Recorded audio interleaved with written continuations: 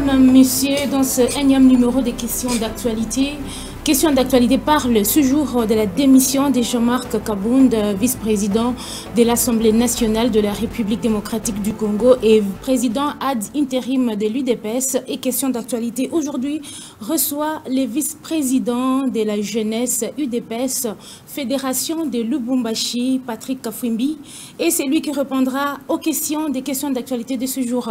Bienvenue, Monsieur Kafwimbi. Merci, Madame, pour l'invitation. Comment se porte la jeunesse ou comment se porte la fédération de l'UDPS pour la ville de Lubumbashi? La fédération de l'UDPS à Lubumbashi se porte très bien et la jeunesse aussi se porte très bien pour le moment.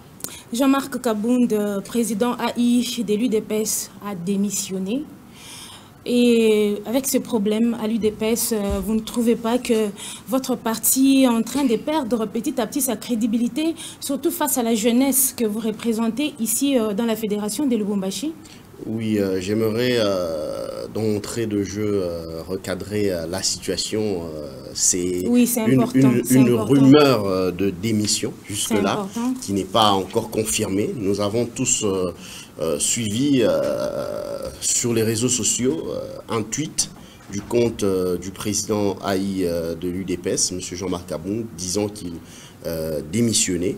Mais jusque-là, il n'y a pas eu confirmation parce qu'il n'y a aucune lettre officielle qui a été déposée au niveau de la chambre basse du Parlement par rapport à cette démission, ni une lettre qui a été déposée au niveau du parti, attestant que M. Jean-Marc Kabound démissionnait comme président AI de l'UDPS, donc ni une quelconque déclaration de lui-même. Donc ce n'est pas vrai, selon vous?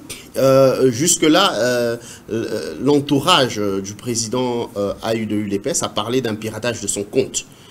Et que ce tweet ne venait pas directement de lui. Mais nous n'avons pas encore une confirmation officielle du président AI de l'UDPS parlant de sa démission. Il a juste répondu aux milliers de combattants qui étaient descendus chez lui pour lui demander de retirer cette démission ou d'infirmer la démission en question. Monsieur Jean-Marc Kabound a répliqué en disant qu'il avait besoin d'un peu plus de temps pour réagir à cette question. Pourquoi demander les temps? Sûrement, il y a quelque chose. Bien évidemment, il y a quelque chose. Nous savons tous qu'il y a eu certains événements qui ont précédé cette situation de démission dont nous sommes en train de parler. Et nous pensons que ces événements-là ont été déclencheurs de cette situation qui prévaut actuellement sur la scène politique congolaise et bien évidemment à l'Union pour la démocratie et le progrès social, pour ne pas dire à l'Union sacrée, parce que cette question est en train bien évidemment d'impacter toute la situation politique de la République démocratique du Congo, parce que Jean-Marc Kabound est une pièce maîtresse, pas seulement à l'UDPS, mais même dans l'Union sacrée. Lors de la constitution de l'Union sacrée, Jean-Marc Kabound est une pièce maîtresse. C'est ainsi que vous constaterez avec nous qu'il y a des défilés des membres de l'Union sacrée. Ce ne sont pas que les membres de l'UDPS qui ont défilé à la résidence de Jean-Marc Kabound, mais nous avons plusieurs cadres de l'Union sacrée, notamment ceux du FCC, qui sont en train de défiler à la résidence de Jean-Marc Kabound pour s'enquérir de la situation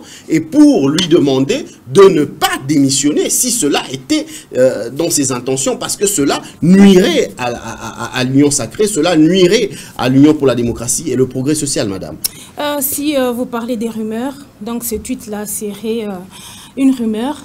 Alors, pourquoi ces agitations? Oui, bien évidemment, madame, je dis que c'est une rumeur parce que jusque-là, nous n'avons pas encore une confirmation officielle de l'intéressé lui-même, disant qu'il aurait démissionné. Et nous voyons par contre qu'il y a des défilés au niveau de sa résidence. C'est pourquoi même cette rumeur, elle est à prendre très au sérieux. Elle est à prendre très au sérieux lorsque nous voyons le président de la... Mais bien évidemment, lorsque nous voyons le président de la chambre basse du Parlement, M. Mbosso, se déplacer, aller chez le président AI Jean-Marc Kabound pour aller échanger avec lui de la question, c'est-à-dire qu'il y a quelque chose qui ne va pas, il y a quelque chose qui cloche. Donc, pour nous, nous pensons à l'Union pour la démocratie et le progrès social que la démission de M. Jean-Marc Kabound n'est pas opportune. Et si ça arrivait, ça vous fait peur? Mais bien évidemment, ça ne peut que nous faire peur parce que cela peut fragiliser l'Union sacrée. Jean-Marc Kabound est une pièce maîtresse dans le jeu politique actuel. Il a été au centre des consultations qui ont eu lieu pour la constitution de l'Union sacrée. C'est lui qui était à la tête de ce regroupement des députés qui ont fait en sorte que le FCC puisse tomber, qui ont fait en sorte que la coalition FCC Cash puisse bien évidemment être rompue. Donc nous pensons qu'il est la pièce maîtresse et sa démission pourrait fragiliser. Bien évidemment, à l'Union pour la démocratie et le progrès social, nous avons eu des départs, nous avons eu des poids lourds qui sont partis, mais qui ont été remplacés. Jean-Marc Kabound n'est pas irremplaçable, mais ce n'est pas le moment pour lui de partir. Ce n'est pas le moment pour Jean-Marc Kabound de quitter, quitter l'Union sacrée ou de quitter ses responsabilités au niveau de l'Assemblée nationale et même au sein du parti. Cela fragiliserait le pouvoir même de Félix Tshisekedi dans son socle. Donc nous pensons que Monsieur le Président Jean-Marc Kabound devrait revenir à la raison, devrait revenir sur cette décision s'il prévoyait de le faire officiellement, parce que demain, la semaine commence officiellement, aujourd'hui c'est férié, on ne sait pas ce qui peut arriver, il peut déposer sa lettre, mais nous pensons que le moment n'est pas opportun. Nous, la jeunesse de l'Union pour la démocratie et le progrès social, dans la province du Haut-Katanga et plus spécialement à Lubumbashi, nous sommes contre cette politique-là. Nous sommes en 2022. Le chef de l'État a bien dit que 2022, c'est l'année du social. L'année du social où nous devons nous focaliser sur le travail, l'action gouvernementale, principalement le programme des 145 territoires. Tout le monde doit travailler autour de ça, pas seulement le gouvernement, l'Assemblée nationale, tous les politiques, tout le monde doit être sensibilisé pour que nous puissions même lutter contre les antivaleurs, les détournements et autres. Mais en ce moment, la classe politique commence à se focaliser sur comment trouver des solutions aux différents conflits ou aux divisions qu'il y a au sein du parti. Le moment n'est pas... Et s'il arrivait de démissionner, vous ne pensez pas que son passé l'a rattrapé, ce qu'il a causé au bureau Mabunda commence à les rattraper aujourd'hui? Non, mais nous ne pensons pas qu'il y a un quelconque passé qui peut rattraper M.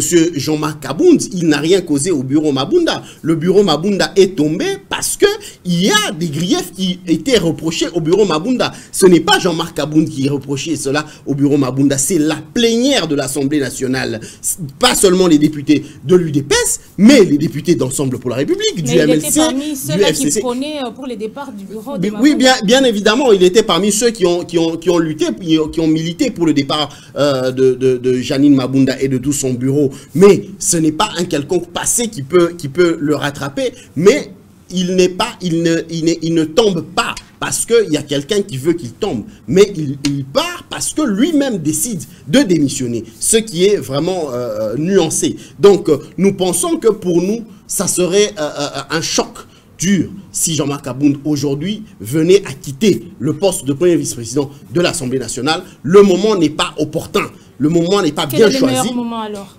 Le meilleur moment, ce n'est pas celui-ci. Nous sommes concentrés à autre chose. Nous sommes concentrés à changer le mode de vie social de la population. Mais on voit que la classe politique actuellement est focalisée sur la résolution des conflits interne à l'Union pour la démocratie et le progrès social. Ce n'est pas une solution. Nous pensons que les responsables, nos responsables à l'UDPS au niveau national, que ce soit ceux qui sont au parti, que ce soit ceux qui sont à la présidence, que ce soit ceux qui sont à gauche ou à droite, ils doivent tous se mettre ensemble. Le moment est à la cohésion nationale au sein du parti. Le moment est à l'unité pour aplanir les divergences et travailler ensemble pour la concrétisation de la vision du chef de l'État. Même si cela ne sera pas la fin du monde. Donc, à l'UDPS, on ne parle pas un même langage? Bien évidemment, comme dans toute famille, il y a toujours eu des divergences.